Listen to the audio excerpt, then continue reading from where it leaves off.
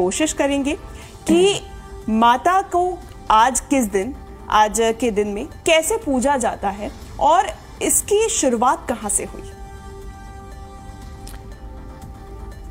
नमस्कार, आप सभी को आज के दिन की हार्दिक हार्दिक शुभकामनाएं। आज दूसरा नवरात्र है। ब्रह्मचारिणी के रूप की बात कर लेती हूं। सबसे पहले अगर उनके स्वरूप की बात की जाए तो पहले मैं आपको बता दूं, ब्रह्म का मतलब होता है तप और चारिणी का मतलब होता है करने वाली, मतलब तप को करने वाली ब्रह्मचारिणी। ये शिव शक्ति का ही रूप है, यानी कि पार्वती माँ का ही रूप है। कहानी आगे सुनाऊंगी तो आपको आगे पता चलेगा। आज के दिन माँ के रूप की अगर बात की जाए, माँ खड़ी हुई होती हैं। इनके एक हाथ में कमंडल और एक हाथ में जप माला होती है।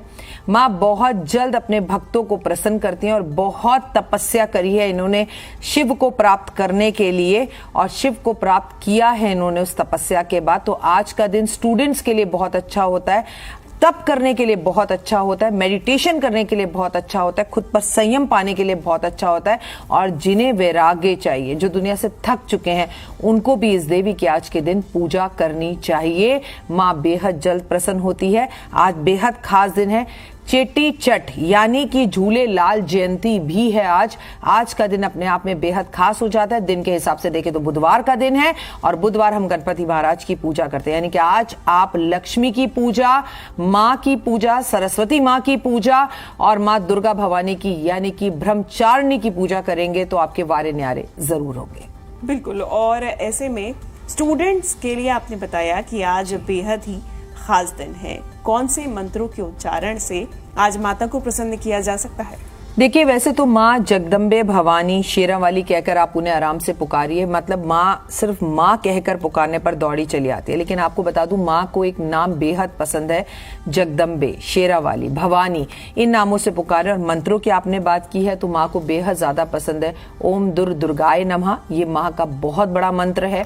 अगर आप माँ का मंत्र जाप करना चाहते हैं, ओम ह्रीं क्लीं चामुंडाय विच्चा का जाप करेंगे। ब्रह्मचारिणी का मंत्र जाप करना चाहते हैं तो ओम ब्रह्मचारिणी देवी नमः का आप जाप करेंगे। जय श्री राम का जाप करेंगे। ओम गणपते नमः का आज आप जाप करेंगे, क्योंकि दिन है बुधवार का, नववर्ष शुरू हुआ है, नववर्ष का दूसरा दिन है, झूलेलाल जयंती आज है, दूसरा नवरात्र आज है। और अगर आपको कोई मंत्र बहुत ज्यादा नहीं भी आते, मंत्र गलत पढ़ने से बहुत ज्यादा अच्छा है कि आप मंत्र सुने, उसका फायदा ज्यादा होगा। बिल्कुल।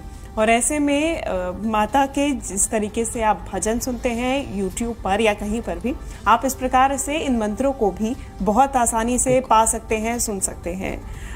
वायराखी जी, अगर हम बात करेंगे पूजा के विधि विधान की, आज किस तरीके से माता की पूजा होती है, कैसे उन्हें प्रसन्न किया जाता है? देखिए, विधि विधान बिल्कुल वही रहता है जो आपका पहले दिन रहता है। सबसे पहले मैं आपको बता दूं, हम शिवरात्रि बोलते हैं, हम नवरात्रि बोलते हैं। शिवरात्रि में शिव की पूजा होती है, नवरात्रि में शक्ति की पूजा होती है। हम सब मिलकर पार्वती की ही पूजा कर रहे हैं, उनके अलग अलग स्वरूपों की। मतलब शैलपुत्री से लेकर और सिद्धिदात्री तक शिव को प्राप्त करने के लिए जो माँ ने किया वही नवरात्रि है। तो सबसे पहले मैं आपको बताऊंगी, ऐसा नहीं है कि पूजा दिन में नहीं करनी, सुबह शाम पूजा करनी है, लेकिन नवरात्रि में पूजा का महत्व रात में ज्यादा होता है। तो आप जो अपना दुर्गा सप्तशती का पाठ है वो जरूर करें, माँ के सामने जोत जरूर जलाएं, घर में कपूर जरूर रखें, आज थोड़ी देर मेडिटेशन जरूर करें। आज आप ध्यान मुद्रा में बैठकर थोड़ी देर जाप करें, थोड़ी देर मंत्रों का नाम लें तो भगवान की असीम कृपा आप पर होगी। हरी चूड़ियां आप जरूर पहने, सुहागनों को सुहाग का सामान आप जरूर भेंट स्वरूप दें। कोशिश करें कम बोलें, व्रत रखा है तो कम खाएं, ये नहीं कि सारा दिन खाते जा रहे हैं। और मानसिक पूजा करें, कोशिश करें कि जितना ज्यादा आप मौन रहेंगे उतना ज्यादा आप इनर अपने आप को पहचान पाएंगे। और हाँ, माँ को नारियल अर्पण जरूर करें आप। बिल्कुल। नारियल के अलावा कौन सी वो चीजें हैं वायराखी जी जो आज माँ को अर्पित करनी चाहिए? जी, रंग विशेष की भी बात करेंगे। माँ को सफेद रंग बेहद पसंद है, शांति का प्रतीक है माँ का ये रंग। मैं आपको माँ के बारे में एक बात बता दूं कि माँ ने बहुत वर्ष तक, हजारों वर्ष तक शिव को पाने के लिए तपस्या की है, जंगलों में, खुले आकाश के नीचे, पेड़ों के नीचे बैठकर। तो माँ को जो रंग सबसे ज्यादा पसंद है वो सफेद रंग पसंद है। लेकिन हमारे यहाँ पर सफेद रंग का मतलब बिल्कुल सफेद नहीं होता, उसमें रेड बॉर्डर या गुलाबी रंग या लाल रंग, आप माँ के लिए पीला रंग पहने तो माँ बेहद पसंद होगी। अगर आज के दिन की बात की जाए तो आज का दिन बुधवार का दिन है, तो आज हरी इलायची माँ को अर्पण जरूर करें। माँ के लिए फेवरेट पुष्प जो है वो कमल का पुष्प है या गुड़हल का पुष्प है, या कमल के फूल के साथ आप गुलाब का पुष्प माँ को अर्पण करें तो माँ बेहद प्रसन्न होती हैं। यहां मैं आपको एक बात और बताना चाहूंगी कि अगर आप लाइफ में आगे बढ़ना चाहते हैं तो माँ के आज के भोग को समझिए। कल हमने शैलपुत्री को घी का भोग लगाया था, आज माँ को चीनी या मिश्री का भोग लगाना जरूरी है। किसी छोटी सी कन्या को अपने पास बुलाकर बिठाकर उसके चरण स्पर्श कर कर उसे मिश्री 1 किलो या 1 किलो चीनी भेंट स्वरूप दे दीजिए। ओए होए, फिर देखिए आपको इसके कितने अच्छे रिजल्ट्स मिलते हैं। प्रैक्टिकल पूजा कीजिए, घर में बैठी हुई माँ का भी सम्मान कीजिए, सासू माँ के साथ भी रिश्तों को अच्छा कीजिए और उनकी सेहत का ध्यान रखिए। आज अगर हम उपायों की बात करें वायरा जी, तो जैसे स्टूडेंट्स के लिए आपने बताया कि आज का दिन महत्वपूर्ण है, और किस प्रकार से किन लोगों के लिए आज का दिन महत्वपूर्ण है, और अगर आज हम ब्रह्मचारिणी माँ ब्रह्मचारिणी की पूजा करते हैं तो हमें किन परेशानियों से निजात मिल सकता है? सबसे पहले तो खुद पर संयम मिलता है। देखिए आज मेरे आपके पास सब कुछ है, बट हम बड़ी जल्दी एंजाइटी में चले जाते हैं, बड़ी जल्दी गुस्सा आने लगता है। और ये साल भी मंगल का है, लोगों को गुस्सा बहुत आएगा, झगड़े बहुत करेंगे, बात बात पे लड़ाई होगी, हाथ उठाने वाली लड़ाइयां होंगी, तो उस पर थोड़ा माँ संयम देती है। ब्रह्मचारिणी की पूजा से वैराग्य मिलता है, ब्रह्मचारिणी की पूजा से सब्र मिलता है, ब्रह्मचारिणी की पूजा से आपको वैभव, धन, मान, सम्मान, प्रतिष्ठा और यश मिलता है। सबसे पहली बात तो एक स्टूडेंट के लिए क्या कहा जाता है कि एक विद्यार्थी, अर्थी है ना, दोनों शब्द जुड़े हैं। मतलब एक अर्थी पर जैसे इंसान चुपचाप लेट जाता है और हाथ पैर नहीं हिला पाता, बिल्कुल लेटा रहता है सीधा, ऐसे विद्यार्थी को पढ़ाई करनी चाहिए, अर्थी पर जैसे वो लेटा हुआ। तो माँ की पूजा करने से विद्यार्थियों को फायदा होगा, ज्योतिषियों को बहुत फायदा होगा। अगर आप ये चाहते हैं कि आपकी छठी इंद्री बहुत तेज काम करे और आपको होने वाली चीजें पहले से दिखने लगे, और आप एक एस्ट्रोलॉजर है, तो यकीन मानिए आज का दिन आपके लिए ही है। थोड़े से मंत्र जाप करने से आपको भविष्य दिखने लगेगा, माँ की असीम कृपा होगी, आपकी वाणी में ओज आएगा। सरस्वती माँ की पूजा आज के दिन आप करते हैं तो जो भी आप अपनी वाणी से निकालेंगे वो सब सिद्ध होने लगेगा। बिल्कुल, और ऐसे में ये ध्यान रखना और भी ज्यादा जरूरी है कि आप सकारात्मक चीजें सोचें, सकारात्मक चीजें बोलें और अपनी वाणी से भी सकारात्मक चीजें ही निकालें। बिल्कुल। वायरा जी, अगर हम राशि के अनुसार बात करेंगे तो किस तरीके से हर राशि के लिए पूजन विधि, वैसे तो जैसे आपने बताया कि सामान्य ही है, लेकिन क्या विशेष उपाय हर राशि के अनुसार कर सकते हैं ताकि मैक्सिमम लाभ मिल सके?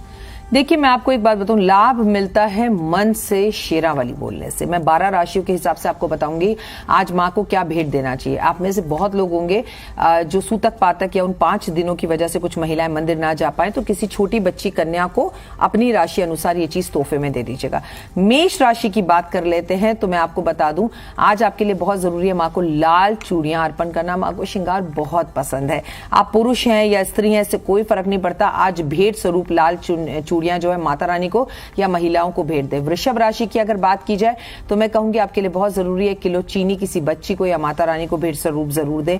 अगर मैं वहीं पर अगली राशि की बात करूं, मेष राशि, वृषभ राशि, मिथुन राशि, आज आपका दिन भी है, बुधवार का दिन है। मैं आपको यही समझाऊंगी आज इलायची माँ को भोग लगाएं या इलायची का दान करें या हरी चूड़ियां किसी महिला को या माता रानी को भेंट स्वरूप दे। कर्क राशि वालों माँ को आज चमकीली सफेद गोल्डन लगी हुई चूड़ियां भेंट स्वरूप दें तो बहुत अच्छा रहेगा। सिंह राशि वालों आज आप माँ को संतरी रंग की चूड़ियां भेंट स्वरूप चढ़ाएं तो आपकी जो मनोच्छा है वो पूर्ण होगी। कन्या राशि वाले आज माँ को पिस्ते का भोग लगाएं या पिस्ते से बनी हुई मिठाई का भोग लगाएं तो आप धन मांगे, वैभव मांगे, जो चाहे वो मिलेगा आपको। तुला राशि की अगर बात की जाए तो यहां मैं आपको समझाना चाहूंगी कि आपके लिए बहुत जरूरी है नारंगी रंग की चूड़ियां माँ को अर्पण करें। वृश्चिक राशि वालों के लिए लाल रंग की चूड़ियां अर्पण करने की सलाह दूंगी। वहीं धनु राशि वाले पीले रंग की चूड़ियां अर्पण करें। और मकर राशि की बात की जाए तो आपके लिए बहुत ज्यादा जरूरी है कि आज आप माँ को इत्र लगाएं। कुंभ राशि की बात की जाए तो सरसों का तेल माँ को अर्पण करें, आज बहुत जरूरी है। माँ के मंदिर में जाके रखें या किसी जरूरतमंद व्यक्ति को दें। वहीं आखिरी राशि मीन राशि की बात करें जहां सूर्य इस वक्त विराजमान है, राहु वहीं पर है, नीच राशि में सूर्य हो रहे हैं, इसलिए घरों में झगड़े बहुत हो रहे हैं, मनमुटाव हो रहे हैं, बेवजह मन उदास है लोगों का। तो मीन राशि वालों आपको आज माँ के मंदिर में जो छोटी छोटी कन्याएं दिखी उन्हें बेसन के लड्डू भेंट स्वरूप जरूर देने चाहिए। बिल्कुल, तो राशि के अनुसार आपने जाना कि किस तरीके से आज आप माता को ये चीजें भेंट कर सकते हैं, उन्हें छोटी छोटी चीजों से प्रसन्न कर सकते हैं। वायरा जी, माँ ब्रह्मचारिणी किस तरीके से अपने स्वरूप में आई, इसकी कहानी जरूर बताइएगा। देखिए, कल मैंने आपको बताया कि अपने पिता दक्ष के घर पर चली गई माता सती और मना किया शिव ने, लेकिन वहां जाकर उनका अपमान हुआ तो वो अग्नि में भस्म हो गई। उन्होंने दूसरा जन्म लिया। जब उन्होंने दूसरा जन्म लिया तो उन्हें शिव को प्राप्त करना था। शिव को प्राप्त करने के लिए उन्हें तपस्या करनी थी। तो उनको जो है ये ज्ञान करवाना बहुत जरूरी था कि वो ये जीवन जो है उनका वो शिव के लिए है। तो यहाँ पर नारद मुनि जो है वो पार्वती माँ के पास पहुंचे और उन्होंने बोला कि अगर तुम शिव को प्राप्त करना चाहती हो तो तपस्या करो। माँ ने जंगल में जाके तपस्या करनी शुरू करी। पहले पेड़ों के नीचे बैठी, फिर खुले आकाश में बैठी। मिट्टी पूरे दीमक उनके शरीर पर लग गई। पहले उन्होंने बेलपत्र खाए, फल खाए, फूल खाए, फिर सूखे पत्ते खाए, फिर सूखे पत्तों को भी खाना छोड़ दिया, इसलिए उनका नाम अपर्णा पड़ा। इसलिए इनका एक दूसरा नाम अपर्णा भी है। इन्हें ब्रह्मचारिणी भी कहते हैं, तपचारिणी भी के नाम से भी पुकारा जाता है। ये तीनों नाम इन्हीं देवी के हैं। बहुत तपस्या करने के बाद महादेव बहुत प्रसन्न हुए और इनके पास पहुंचे और पहुंचकर बोला कि आपकी तपस्या पूर्ण हुई और आपके पिताजी आपको लेने आ रहे हैं। आपको मैं अपनी पत्नी के रूप में स्वीकार करता हूं। आगे की कहानियां हम आपको 9 दिन में सुनाएंगे, लेकिन यकीन मानिए ये माता का रूप हमें बताता है, आपको और मुझे बताता है, चाहे हम ऑफिस में हो, व्यापार में हो, घर में हो। आप सोचो ओए होए मुझे क्यों काम करना पड़ता है, मेरे लिए क्यों प्रॉब्लम है। दुनिया में जब हमारे देवी देवताओं को ही एक दूसरे को प्राप्त करने के लिए इतना आचरण करना पड़ा, इतना तप करना पड़ा, तो हम इंसानों की तो बिसात ही क्या है। बिना तप के आपको कुछ नहीं मिलेगा। और आज देवी का ये स्वरूप बताता है कि तू मेहनत कर, मैं तेरे साथ हूं। बिल्कुल, और ऐसे में मेहनत का फल जरूर मिलेगा, ये भी आप सुनिश्चित रखिए, क्योंकि माता भी सब देख रही है और भगवान तो सब देख ही रही है। वाय राखी जी, आज के दिन किन बातों का विशेष ध्यान रखना चाहिए? क्या करें? कुछ ऐसी भी चीजें हैं जिन्हें अवॉइड करना चाहिए, क्या ना करें? मेरा बच्चा, सबने ना अपने घर में अखंड जोत जला रखी है। मंगल का साल है तो अग्निकांड बहुत होंगे, तो अपनी जोत को देखिए। अगर किसी कारण आपकी जोत शांत हो गई है तो आप घबराइए मत, धीरे से रुई बत्ती उठाइए, माता रानी की जय बोलिए और उससे जला लीजिए। बस ये सोचिए कि माता रानी ने कोई आपकी मुसीबत, कोई नकारात्मकता, कोई नेगेटिविटी को खत्म किया और पॉजिटिविटी को बढ़ाया। दूसरा, खेतरी पर, मंदिर में हर किसी को जाने मत दीजिए, उस पर किसी की परछाई मत पड़ने दीजिए। कम बोलिए, संयम रखिए, बड़ों का आचरण कीजिए, बड़ों का सम्मान कीजिए। और भगवान को जो भोग लगा रहे हैं, घर में कीर्तन, घर में ढोलक बजाना, घर में दुर्गा सप्तशती का पाठ करना, दुर्गा सप्तशती की और दुर्गा चालीसा की किताबों को लोगों के बीच में बांटना, श्रृंगार का सामान बांटना। माँ को भंडारे बहुत पसंद है, सब बिल्कुल नहीं है। कन्या पूजन आपको आखिरी दिन करना है, अष्टमी और नवमी में करना है, आप अभी भी कर सकते हैं। बिल्कुल। और दूसरी तरफ अगर हम बात करें पाठ की, पाठ का क्या विधि है, क्या विधान है? क्या एक ही दिन में 13 अध्यायों को पूरा किया जा सकता है? यानी कि कई लोग होते हैं जो एक ही दिन में पूरे अध्याय कंप्लीट करते हैं। क्या सीक्वेंस इसका है? यदि अगर कोई शुरुआती दौर में पाठ कर रहा है, दुर्गा सप्तशती पढ़ रहा है, तो जैसे तुम मुझसे कैसे पूछ रही हो कि मैं अपनी माँ को घर में माँ कह के बुलाऊं, माता जी कह के बुलाऊं, मम्मी जी कहकर बुलाऊं, या क्या कहकर पुकारूं? देखिए, मैं आपको इस सरल भाषा में इसलिए बता रही हूं कि बात आपके दिल तक पहुंचे। अपनी माँ को बुलाने का कोई नियम नहीं होता। हम संसारिक जीवन में रहते हैं, हम शादीशुदा हैं, हमारे बच्चे भी हैं, हमें घर भी देखना है। कुछ महिलाएं तो ऐसी हैं जिन्होंने व्रत रखा हुआ है, फिर भी वो आटा गूंद रही होंगी, घर के लिए रोटियां भी बना रही होंगी, है ना। माँ कहती है तू सिर्फ कर्म कर, फल की इच्छा मत कर। आप अगर एक दिन में 13 अध्याय पूरे रोज पढ़ सकते हैं, वेल एंड गुड है। नहीं पढ़ सकते तो इस 9 दिन में 2-2 कर भी आप उन पाठों को कंप्लीट कर सकते हैं। कोई हार्ड एंड फास्ट रूल नहीं है। अगर आपने पढ़ना शुरू किया और बीच में आपको छोड़ना भी पड़ा, तो अगर हम अपनी माँ को आई लव यू कहना छोड़ दें, हक करना छोड़ दें, माँ की केयर करना छोड़ दें, तो भी माँ हमें कभी नहीं छोड़ती। तो प्लीज कोई डर और भय के साथ माँ की पूजा मत कीजिएगा। वो माँ है। एक बार मन से माँ कहकर पुकारिएगा। चाहे रोज पाठ करो, चाहे मत करो, चाहे पाठ सुनो, चाहे उसे डिवाइड कर करो, चाहे थोड़ा थोड़ा करो, पर करो। जो दिल में आए उसे करो और मन, भावना और श्रद्धा के साथ करो। यदि इस दौरान 9 दिनों के दौरान किसी प्रकार की बाधा आ जाती है, जैसे कि आपने भी सूतक पातक की बात की, तो किस तरीके से अपने 9 दिन के उपवास को चाहे या फिर पूजा अर्चना को संपूर्ण किया जा सकता है? अगर आप महिलाएं और ये 5 दिन आपके पास आ जाते हैं, तो ये बात तो समझ लीजिए कि माँ आपसे थोड़ा सा नाराज जरूर है, क्योंकि उसने आपसे अपनी पूजा का हक छीना है। तो पहले माँ से माफी मांगिए कि ऐसा क्या मैंने गलत किया है। दूसरा, पूजा को बीच में मत छोड़िए। मंदिर नहीं जा सकते, पूजा नहीं कर सकते, लेकिन एक कन्या को घर में बुलाइए, उस कन्या के पैर धुलाइए, उसे तिलक लगाइए और माँ भवानी से पैर छूकर उसके माफी मांगिए। किसी बच्ची को आइसक्रीम खिलाइए, किसी बच्ची को पिज्जा खिलाइए, किसी बच्ची को पराठे खिलाइए, किसी बच्ची को हेयर क्लिप्स दीजिए, दीजिए, चुन्नी दीजिए, कपड़े दिलाइए। और क्योंकि ये शनि का साल है तो मैं कहूंगी ऐसे में बच्ची को चप्पल पहनाइए। जी हाँ, इस साल कन्याओं को चप्पल पहनाना वाकई बहुत अच्छा होगा। लाइफ में आपका शनि आपको कभी कष्ट नहीं देगा, मन में कोई बात मत लाओ। लेकिन आपने एक तरफ व्रत रखे हुए हैं और सुबह शाम आप अपनी सासू माँ से लड़ रही हैं, सुबह शाम आप अपने पति से लड़ रही हैं, मुंह बनाकर आप घर में घूम रही हैं, तो स्वयं फिर माता रानी भी आपका कुछ भला नहीं कर सकती। क्योंकि जैसे सोमवार, मंगलवार, बुधवार ऐसे ही परिवार है। आप पूजा करें ना करें, लेकिन अगर परिवार से संबंध आपके अच्छे नहीं है तो आप जीरो हैं। बिल्कुल, यानी कि मन अच्छा होना चाहिए। और मानसिक पूजा की आपसे थोड़ी देर पहले आपने बात की, तो पूजा केवल शारीरिक रूप से नहीं, पूजा केवल खान पान के त्याग से नहीं, बल्कि मन के विचारों से त्याग की भी होती है। आप बुरे विचारों को त्याग दें। और जैसा कि वैराखी जी ने भी बताया कि आप लड़ाई झगड़ा अगर करते हैं, अपने मन के विचार को खराब करते हैं, तो निश्चित रूप से उसका फल मिलना और भी ज्यादा मुश्किल हो जाता है। अगर हम टिप्स की बात करें वैराखी जी, तो हमारे दर्शकों के लिए आप क्या टिप्स देंगी? देखिए, मैं आपको 5 बातें बताऊंगी। आप नॉर्मली महिलाओं को देखेंगे वो अपनी फ्रेंड के घर जाती हैं, अपने मायके जाती हैं, किट्टी पार्टी में जाती हैं तो बहुत सच के जाती हैं। मैंने कल ही मंदिर में देखा ऐसी एक महिला को, बाल पूरे खुले हुए, हाथ में कोई चूड़ी नहीं, मांग भरी नहीं हुई, बिंदी कोई लगा नहीं रखी, गला कान सब खाली। दुर्गा भवानी की पूजा का पहला टिप यही है, उन्हें सजना सवरना पसंद है और उनके पास आप जब भी जाएं सच सवर कर जाएं। मंगलसूत्र इन दिनों में जरूर पहने, आप चूड़ियां जरूर पहने। सोने की चूड़ी पहनना जरूरी नहीं है, कांच की पहने, लाख की पहने। और माँ की पूजा का पहला नियम है काले नीले कपड़े नहीं पहनना, सच सवर कर माँ की पूजा करनी है, आराधना अर्चना करनी है, माँ को इत्र जरूर लगाना है और माँ के मंदिर में जो नारियल आप अर्पण करें उस पर हल्दी जरूर लगानी है, ताकि वो दोबारा यूज होने के लिए मार्केट में ना आए। क्योंकि एक बार नारियल पर जब हल्दी लग जाए तो वो दोबारा बाजार में बिक नहीं सकता। नारियल अर्पण करें और नारियल पे हल्दी लगाकर अर्पण करें, कुमकुम लगाकर अर्पण करें, ताकि पंडित जी उसे प्रसाद के रूप में किसी को दें तो आपको बहुत फायदा होगा। सिर्फ टिप इतना है, माँ जगदम्बे भवानी का घर का माहौल नवरात्रों जैसा बनाएं, प्रकाश पूरा घर में रखें और तुलसी पर दिया जरूर जलाएं। बिल्कुल। और तुलसी पर दिया जलाने की आपने बात की वैराखी जी, क्या तुलसी माता को चढ़ाई भी जा सकती है? माता रानी पर तुलसी अर्पण नहीं की जाती, गणपति जी पर तुलसी अर्पण नहीं की जाती।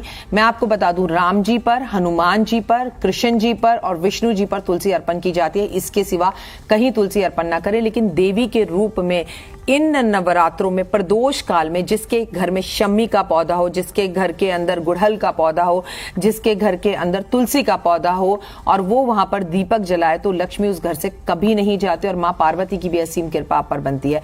पूरे के पूरे नवरात्रे आप अगर शिवलिंग पर शाम के टाइम गोधूली बेला में प्रदोष काल में एक दिया जलाकर आए तो ओए होए आप दिन दुगनी रात चौगनी तरक्की करेंगे। और शिव को प्रसन्न करने का ये सबसे बेहद आसान तरीका जैसा आपने बताया है। दूसरी तरफ अगर हमें मंत्रों का जाप करना है, अगर मंत्रों का जाप 108 बार करना है, तो कौन सी माला का प्रयोग करना चाहिए? क्योंकि अभी कुछ देर पहले आप बता रही थी कि माता के मंत्र खास होते हैं, तो ऐसे में इस पूरे जप के लिए कौन सी माला का इस्तेमाल किया जा सकता है? देखिए, मैं बहुत प्रैक्टिकल ज्योतिष हूँ। I just believe in Karma. मैं आपको एक ही बात बताऊंगी, ईश्वर, आप मुझे मेरे सर पर जितने बाल हैं वो गिन के बता सकते हैं, आसमान में जितने तारे हैं वो गिन के बता सकते हैं? नहीं। तो मैं आपको एक ही बात बताऊंगी, अगर आपका मन नहीं लगता, प्रभु ने हमें अनगिनत कुदरत खूबसूरती दी है, तो उसकी माला का क्यों जाप करना है? सुबह शाम दिन रात काम करते करते आप सिर्फ भगवान का नाम लें, जय माता दी बोले, कोई माला जाप नहीं करे। लेकिन कुछ लोग होते हैं जिनका मन एक जगह पर नहीं चित ठहरता, उनको माला की जरूरत होती है। तो रुद्राक्ष की माला, लाल चंदन की माला और स्फटिक की माला, जिसे कहते हैं कि डायमंड कट के अंदर क्रिस्टल की माला पर आप भगवान का जाप करें।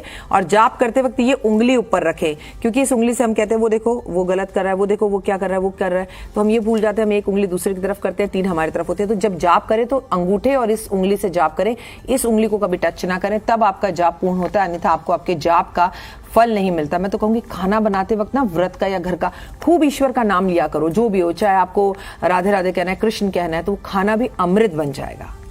खाने बनाने की आपने बात की राखी जी, तो जो लोग व्रत रखते हैं, क्या बर्तनों का भी महत्व होता है कि कौन से बर्तन में आप खाना बना रहे हैं और कौन से बर्तनों में आप अपने व्रत का फलहार का सेवन कर रहे हैं?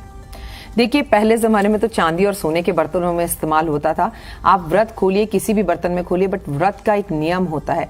आप व्रत रख के दूसरे के घर का नमक मत खाइए, दूसरे के घर का खाना मत खाइए, ये पहला नियम होता है। और खाएं तो उसको कुछ पैसे देकर आए, फ्री में ना खाएं। और दूसरी बात, ये आप बर्तन कोई भी इस्तेमाल करें, लेकिन अगर आपके घर में लहसुन प्याज इस्तेमाल हो रहा है और आपने व्रत रखा है तो दोनों बर्तन अलग होने चाहिए।